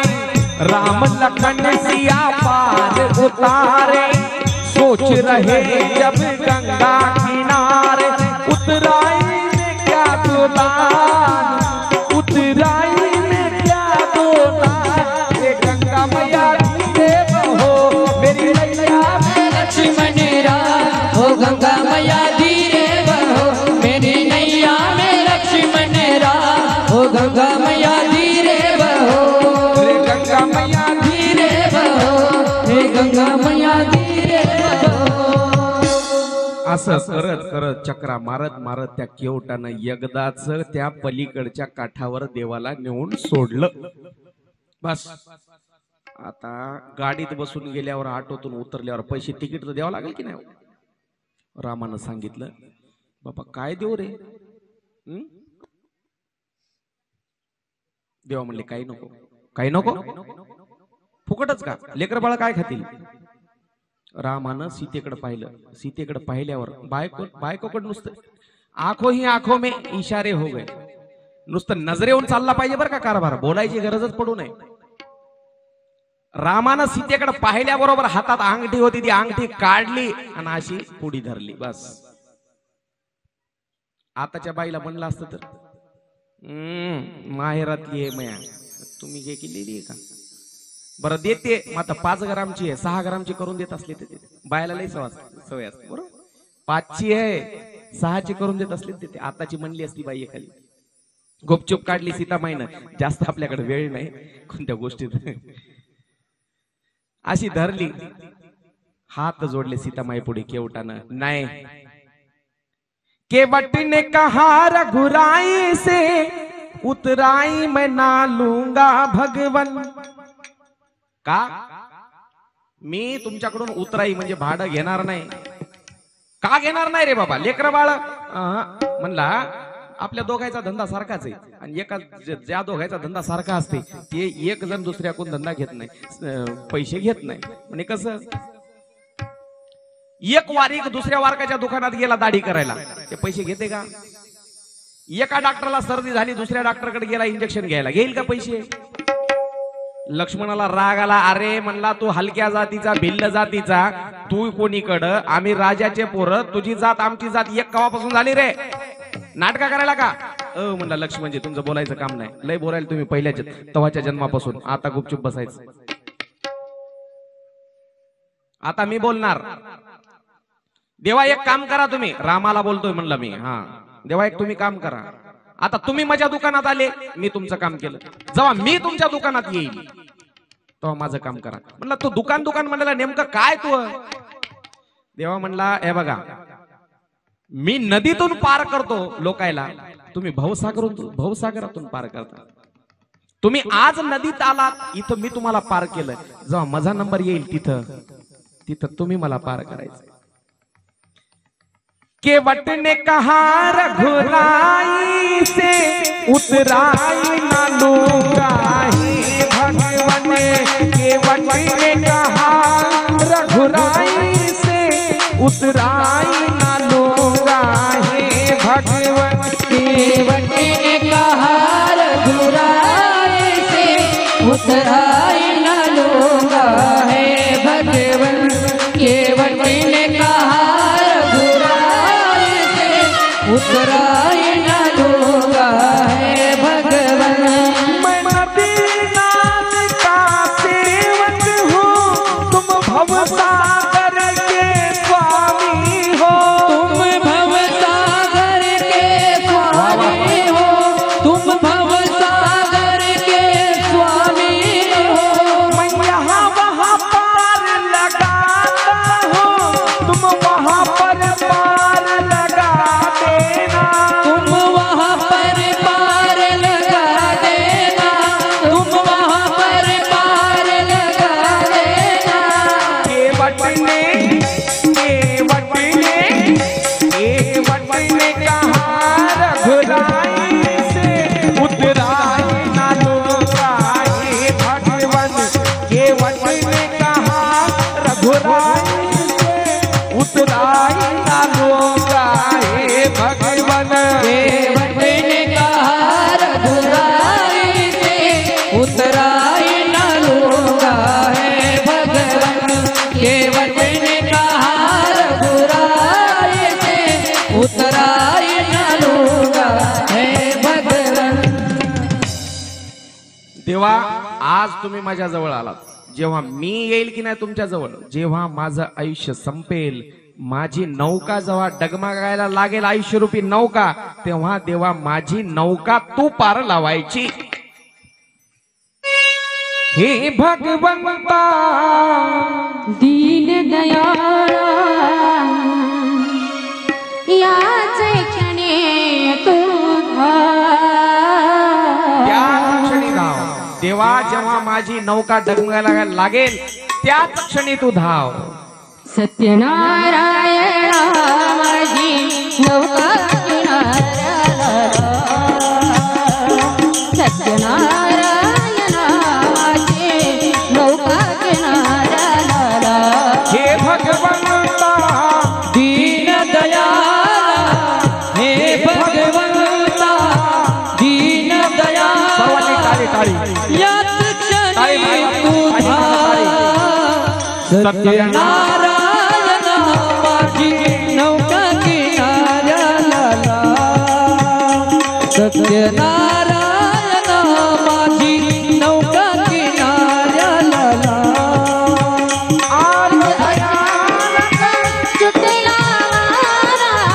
झुकला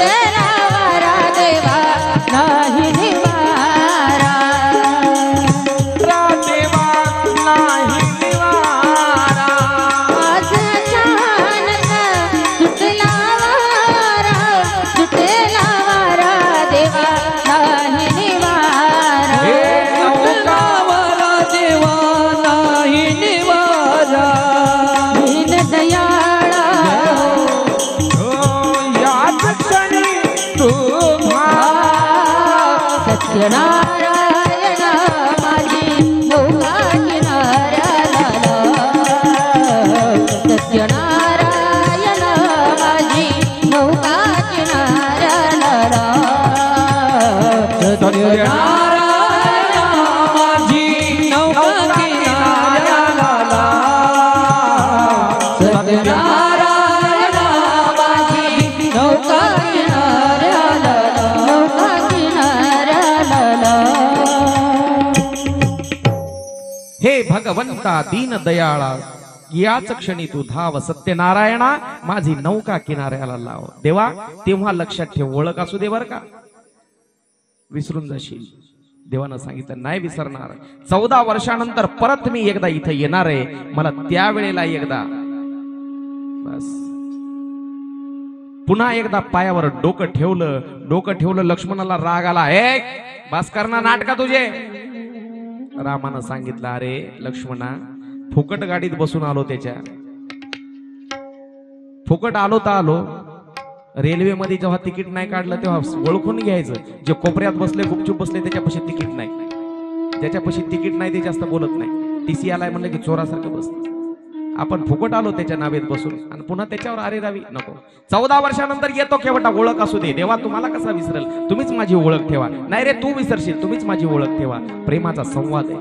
बस तिथून पुढे निघाले भारद्वाजीच्या आश्रमामध्ये. भारद्वाजीच्या प्रयाग क्षेत्रामध्ये भारद्वाजीच्या आश्रमामध्ये आल्याच्या नंतर रामप्रभूनं वंदन केलं भारद्वाजीला. भारद्वाजीने नमस्कार केला प्रभूला. सकाळची वेळ आहे, संध्याकाळची वेळ, मुक्काम करायला विनंती केली. बस मुक्काम करतो म्हणले प्रभू. सकाळची वेळ आहे, सकाळला फलाहार घेतला आणि हात जोडले रामानं भारद्वाजी समोर. देवानं संतासमोर हात जोडले. म्हणजे संत किती मोठे. विनंती केली आम्हाला मार्ग दाखवा. अरे जगाला मार्ग दाखवणारा तू रामा, मला मार्ग विचारतोस. देव जगाचा बाप असला तरी संतासमोर झुकलेला आहे. आम्हाला मार्ग दाखवा. ठीक आहे रामा. प्रयाग क्षेत्र, हे प्रयाग क्षेत्र त्रिवेणी संगम. कशाचा? इथं गंगा आहे, यमुना आहे आणि सरस्वती आहे. म्हणजे भक्ती, ज्ञान आणि कर्माचा संगम आहे. जगाला मार्ग दाखवणारा जगाचा बाप संताला मार्ग विचारतोय. देवानं विनंती केल्याबरोबर शिष्य मंडळीला हाक मारली. अरे पोरो इकडे या. भारद्वाजीनं हाक मारल्याबरोबर 50 शिष्य आले. 50 पळत. 50 पैकी 4 जणांना ठेवलं, बाकीचे जा आपले आपले काम करा. 4 ब्राह्मणाला सोबत दिलं देवाच्या. जा रामाला रस्ता दाखवा. 4च का घेतले हो? 5-50 का घेतले नाही? किंवा 1-2 का घेतले नाही? 4च का घेतले? 4 वेदाचं प्रतीक म्हणजे ते 4 ब्राह्मण आहे. माणसानं रस्त्यानं चालावं, देव सुद्धा त्याच रस्त्यानं चालला. कोणत्या रस्त्यानं? 4 वेदाच्या दाखवलेल्या रस्त्यानं. म्हणजे वेदानं सांगितलेल्या रस्त्यावर देव चालले, त्याच रस्त्यावर आपण देखील चाललं पाहिजे. प्रत्येक गोष्ट शिकायची. वेदमार्गी मुनी गेले, त्याची मार्गी चालिलो. वेदानं दाखवलेल्या रस्त्यानं देव चालले, आपणही त्याच रस्त्यानं चालायचं. बस पुढं यमुनेच्या जवळ गेल्यावर त्या 4ही शिष्याला परत पाठवलं, गुहकाला परत पाठवलं आणि पुढे यमुना नदी दिसली. यमुना नदी दिसल्याबरोबर देव रडायला लागले. रामप्रभू रडत आहेत. का दादा? लक्ष्मणानं विचारलं का रडताय? आईची आठवण आली, कौशल्या माहितीची, बाबाची आठवण आली. कोणाची आठवण? अरे ह्या यमुनेचं काळभोर पाणी पाहिलं.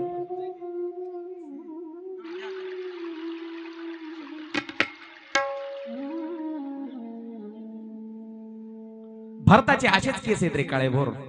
भरताची आठवण आली. बस दोघेही एकमेकाला सांभाळतायत. पुढं चित्रकूट पर्वतावर गेलेले आहेत आणि चित्रकूट पर्वतावर तिथं राहण्याचं जागा निवडली आणि चित्रकूट पर्वतावर लक्ष्मणाला सांगितलं काय?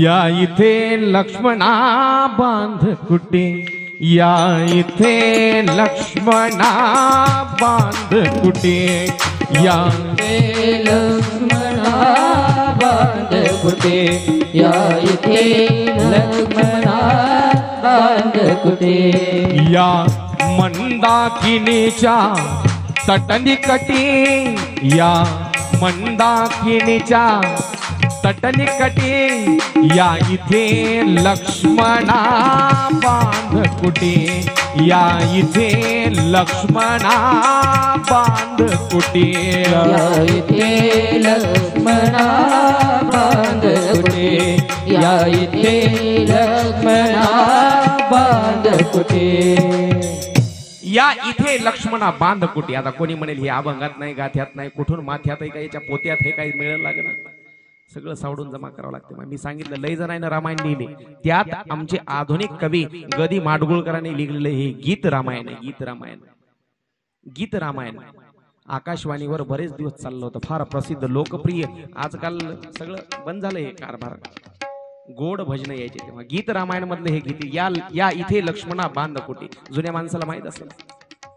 बस बरेच वर्ष प्रभूनं तिथं निवास केला. साधू संत ऋषी मुनी भिल्ल राजे भेटीला यायचे. भिल्ल आले की आलिंगन द्यायचं. भिल्लांचं मन साफ असायचं. उष्टे फळं आणायचे लोक त्या आदिवासी लोकांना देवाला द्यायचे. एखादा गोड आंबा लागला जरासा खाऊन पाहायचा गोड लागला की मग देवाला धावत पळत आणून द्यायचा. देवानं ते उष्टे खाल्ले बोर आंबे फळ. साधू संन्यासी आले की त्याला वंदन करायचं कारण ज्येष्ठ. आणि राजे महाराज आले की त्याला लांबूनच बोलायचं. तिघासोबत तीन भावानं व्यवहार आहे. अनेक दिवस चाललेले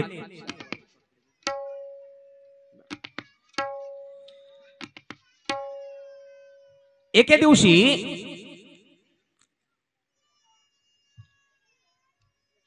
इंद्राचा मुलगा जयंत कावळ्याचं रूप घेतलं. त्यानं सीतामाईच्या पायाला येऊन स्पर्श केला. सीतामाईनं आवाज दिला. प्रभू रामचंद्रानं एक बाण त्याच्या माग सोडला. जगात कोणीही त्याला थारा दिला नाही. एक डोळा फोडला त्याचा. एक डोळा. एका डोळ्यानं कावळा तेव्हापासून आंधळा आहे जयंत. आणि मग ठरवलं आता इथं राहायचं नाही. अपशकुन झाला ही जागा सोडायची. नाशिक पंचवटीच्या ठिकाणी देव आले. तिथं कुटी बांधली. तिथं राहू लागले. जटायुशी तिथं मैत्री झाली. आजच्या घटना काही लक्षात ठेवा उद्या कामी येणार आहेत. जटायुशी मैत्री झाली. जटायुशी मैत्री झाली दाट मैत्री. एक दिवस सकाळची वेळ आहे. शूर्पणखा नाव सांगितले होते. सुपर्णखा म्हणायचं नाही शूर्पणखा म्हणायचं. रावणाची बहीण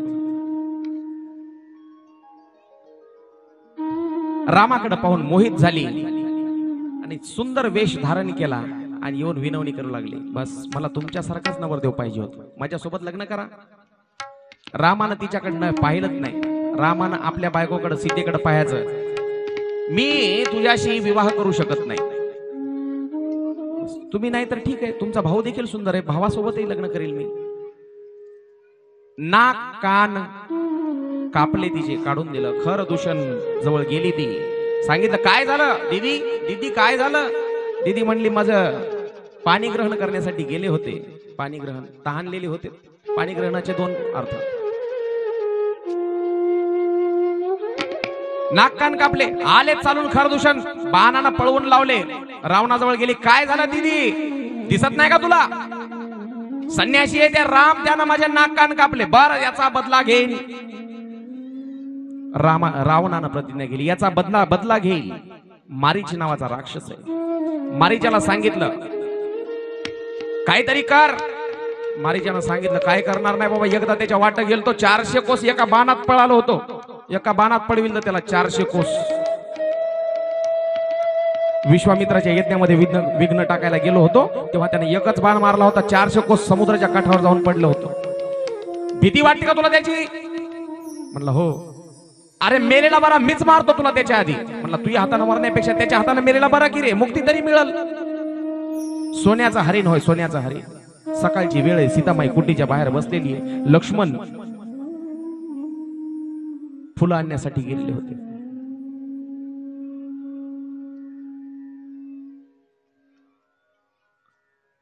सीतामाईने सांगितलं ते मला सोन्याचं हरण पाहिजे. मोह मोह.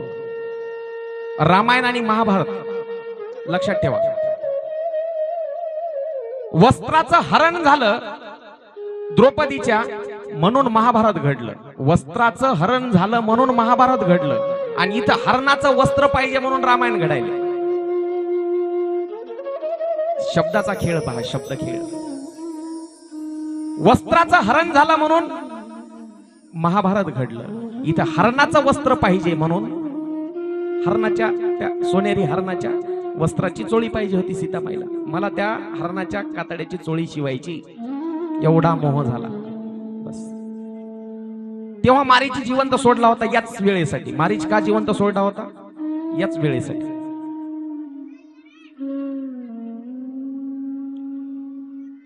ठीक आहे म्हणजे लक्ष्मणजी आले. लक्ष्मणा इथं थांब.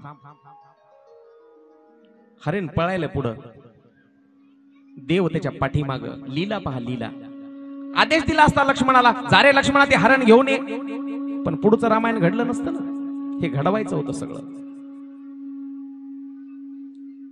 हरिण पुढं राम माग, हरिण पुढं राम माग. लपाछपी लपाछपी कळत खूप पुढं गेलं हरिण. तिथं जाऊन बाण मारला आणि त्या हरणानं आवाज काढला, लक्ष्मणा धाव. लक्ष्मणा धाव म्हटल्याबरोबर इथं सीतामाईला वाटलं, लक्ष्मणा धाव ही हाक कोण मारेल? माझा मालक मारणार. भावाला बोलवायले, माझ्या मालकालाच काहीतरी झालं काय की. सीतामाई म्हणली, लक्ष्मणजी तुम्ही हाक ऐकली नाही का तुमच्या भावाची? जा. लक्ष्मण म्हटलं, माझा भाऊ देव आहे, त्याला कसं काय होईल? पुन्हा एक हाक ऐकवली त्या हरणाच्या तोंडातून. हरिण, मायावी हरिण, ते मायावी हरिण हाका मारे, लक्ष्मणा धाव. रामाला समजे ना हे कोणाला धाव म्हणाले. ते लक्ष्मणाला धाव म्हणाले. सीतामाई इथे लक्ष्मणाला म्हणाली, जा भाऊजी तुम्ही वेळ का लावताय, जा. आता मला कळालं या जंगलामध्ये तुमच्या भावाला काही झालं तर उलट तुमची नजर माझ्यावर आहे, जा असं म्हटलं. लक्ष्मणाला राग आला. वहिनी तुम्ही म्हणताय म्हणून जातो, पण एक लक्षात ठेवा, ही जी एक रेष मारतो या रेषेच्या अलीकडे यायचं नाही. लक्ष्मण रेषा बाणाने एक रेष मारली, या रेषेच्या अलीकडे यायचं नाही. जातो मी दादाला पाहायला. खिन्न मनानं, दुःखी मनानं लक्ष्मण वहिनीला सोडून निघालेले. लपून बसलेला रावण साधूच्या संन्याशाच्या वेशात आला. भिक्षाम देही, माय भिक्षा वाढ साधूला काहीतरी. बस काही फळ होते झोपडीमध्ये ठेवलेले, घेऊन आली सीतामाई त्या रेषेच्या अलीकडं. ये माय वाढ, मुद्दा म्हणून माग, मुद्दा म्हणून. मी याच्या पलीकडे येऊ शकत नाही बाबा, मी संन्यासी आहे. मी देखील तुझ्या या घराच्या अंगणामध्ये याच्या पलीकडे येऊ शकत नाही. संसारिकाच्या घरामध्ये प्रवेश नाही करत, मी संन्यासी आहे. तू अलीकडे येऊन वाढ. नाही बाबा मी पलीकडे येऊ शकत नाही.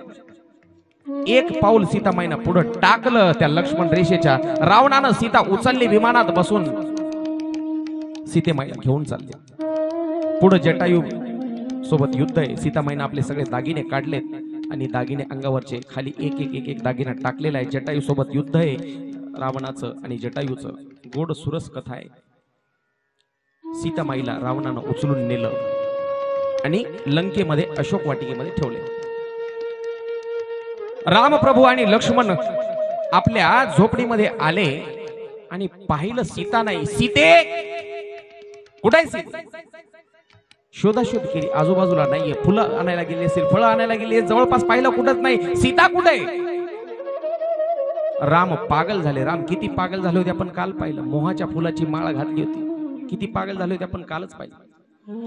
हे झाडांनो, हे वृक्षांनो, वेलींनो, फुलांनो, मला सांगा माझी सीता कुठे? हरणांनो सांगा, रे पक्ष्यांनो सांगा, सीता कुठे? कोणी सांगायला तयार नाहीये. शबरीची कथा आहे पुढं. शबरीची कथा आपण उद्या पाहू. आपले विठ्ठल महाराज तयार राहायचे. तुम्ही 4 वाजून गेले, 4:15 वाजत आहेत. विठ्ठल महाराज तयार राहा. ऋषमुख नावाचा आपण शबरीची जी कथा आहे, आपण गोड कथा आहे, उद्या पाहू. कारण कसं आहे, अशा गोष्टीला थोडासा वेळ लागते. भावविभोर करणारी कथा आहे, त्याच्यासाठी थोडा वेळ लागणार आहे. ऋषमुख नावाचा पर्वत आहे. त्या ऋषमुख पर्वतावर काही वानर बसलेले आहेत. वानर कोण कोण आहेत, काय आहेत, आता सगळ्याच्या ओळखी आपण करून घेणार आहेत. त्याची चर्चा चालू आहे. 5 वानर आहेत. नळ नीळ जामवंत सुग्रीव आणि हनुमान त्याचे नाव. काय काय नाव आहेत लक्षात ठेवा. नळ नीळ जामवंत सुग्रीव आणि हनुमंत. सुग्रीवानं वर त्या डोंगरावरून पाहिलं, खाली 2 संन्याशाच्या वेशेमध्ये 2 लोक येत आहेत. हनुमंताला सांगितलं, हनुमंता कोण आहेत पाय बरं ते, जा, शत्रू तर नाही कोणी. हनुमंत आलेले. हनुमंत एका बाजूनं राम आणि लक्ष्मण येत आहेत. राम आणि लक्ष्मण, सुंदर रूप आहे, संन्यासाचा वेश आहे, भगवी वस्त्र अंगावर आहेत, खांद्याला धनुष्यबाण अडकवलेले, जटावर डोक्यावर बांधलेल्या, गळ्यामध्ये माळा आहे,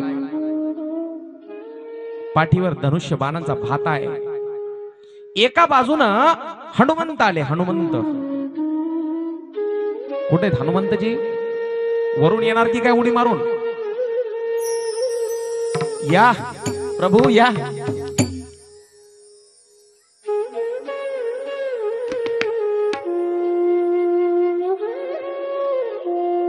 हनुमंताचं कथेमध्ये पहिल्यांदा आगमन होते. बोलिया बजरंगबली भगवान की जय.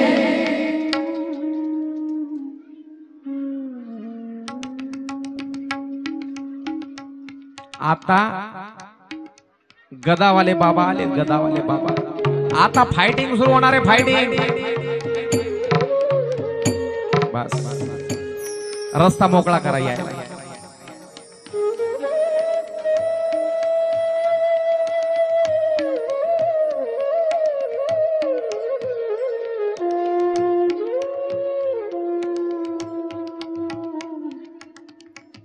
जामवंत, अस्वलांचा सरदार, अस्वलांचा राजा जामवंत. या या पुढे या, या पुढे या. या पाठीमाग सुग्रीवजी आहे. सुग्रीव वानरांचे राजे. हनुमंत पुढे आले, ब्राह्मणाच्या वेशात आहेत बरं का. आता हे असे गदा वगैरे अशा वेशामध्ये तेव्हा जेव्हा भेट झाली तेव्हा नव्हते बरं का. तिकडे तोंड करून उभे राहा, काय अडचण नाही. तुम्ही काय करा, हनुमंत आणि राम एकमेकाच्या समोर तोंड करून उभे राहा. त्या छोट्याला घ्या इकडून, छोटे सुग्रीवजी. हा सुग्रीवजी, हे बघा असं इकडे उभं राहायचं. इथं अलीकडे या, यांना बाजूला घ्या, यांना घ्या बाजूला, यांना घ्या बाजूला इकडं. त्याला इकडे अलीकडे घ्या, हनुमंताला अलीकडे घ्या. हनुमंताजी हा असं, हा समोरासमोर वंदन केलं हनुमंतानं रामाला. ब्राह्मणाच्या वेशात हनुमंत आहेत, हात जोडले. महाराज साधू दिसताय, कोण आहे? रामानं परिचय दिला, मी अयोध्येचा राजा दशरथ, त्या दशरथाचा मी मोठा पुत्र राम आहे. परिचय देण्याची पद्धत असते. माणसानं नुसतं नाव सांगू नये, मी हे आहे छाती फुगून. आहा, बापाचा आजोबाचा उल्लेख केला पाहिजे. मी त्याचा ते आहे. रामानं सांगितलं, मी अयोध्येचे राजे दशरथ, त्याचा मोठा पुत्र राम आहे. खरं बोलले राम प्रभू. राम नाव ऐकल्याबरोबर आपला ब्राह्मणाचा वेश सोडला आणि खऱ्या रूपामध्ये हनुमंत आले. चरणावर साष्टांग लोटांगण घातलं, दंडवत प्रणाम केला हनुमंतानं रामाला. बस हनुमंताला उठवलं रामानं आणि छातीशी लावलं. तुम्ही कोण? मी हनुमंत. रामाची आणि हनुमंताची या पद्धतीनं ऋषमुख नावाच्या पर्वताच्या पायथ्याशी भेट झालेली आहे. सांगितलं, कस काय आलात तुम्ही? माझी पत्नी सीता चोरून नेली कोणीतरी, तिच्या शोधात फिरतोय.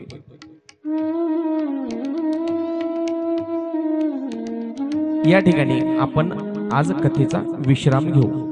आता आरती होईल आणि राहिलेली उर्वरित कथा, शबरीच्या उद्धाराची कथा ऐका. महिमा आवडीची, बोरे खाये भिल्लिनीची, थोर प्रेमाचा भुकेला आणि हाची दुष्काळ तयाला. गोड कथा उद्या आपल्याला शबरीची कथा ऐकायची. सीतेचा शोध, हनुमंताचं लंका दहन, वालीचा वध, लंका दहन, अशा गोड सुरस कथा आपल्याला उद्या ऐकायच्या. उद्या वेळेवर 1 वाजता कथेला सुरुवात होईल. बरोबर, उद्याची वेळ एकच राहील, 1 वाजताचीच उद्याची सुद्धा वेळ राहील. आजची कथा या ठिकाणी राम आणि हनुमंताच्या भेटीवर विश्राम घेते. पुंडलिक वधारी विठ्ठल श्री ज्ञानदेव पंढरीनाथ भगवान की जय.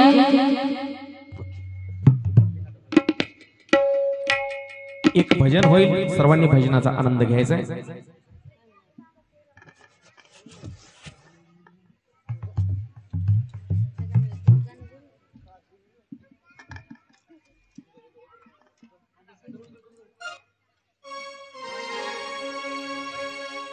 सर्वांना विनंती, सर्वांनी उठून उभं राहायचंय. तेवढेच पाय मोकळे होतात, पायाला मुंगे आलेले असतात. आणि ज्यांना भजनात पावल्याचा आनंद घ्यायचा आहे ते पावल्या खेळतील.